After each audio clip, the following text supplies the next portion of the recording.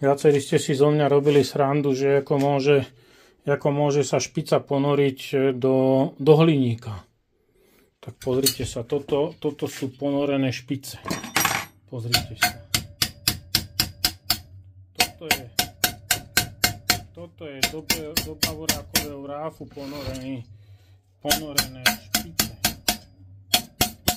Toto je ten problém, čo vám hovorím, že rozpliesť koleso je bagateľ roboty oproti tomu, jak dostať z neho špice.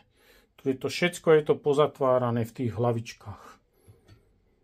No, som narobený jak hovado, lebo uvoľniť týchto pár špicí bolo neľudské úsilie a nič nehovoriac o tom, že niektoré z nich padli aj za vlast.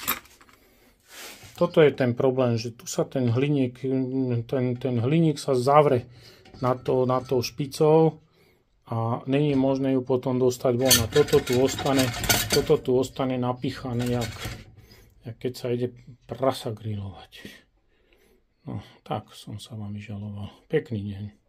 No a ukončujeme rezumé. Takže títo špice sa mi podarilo vybrať. Títo špice, tak sa za nimi zavrel ráv, že cez ten závit vôbec nejdu vyšrobovať.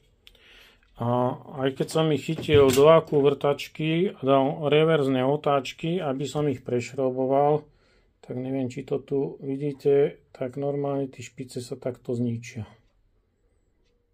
Proste tí bavoráky sú ozaj motorky na jedno použitie, alebo len preto, kto si to ozaj môže dovoliť. No, to je všetko.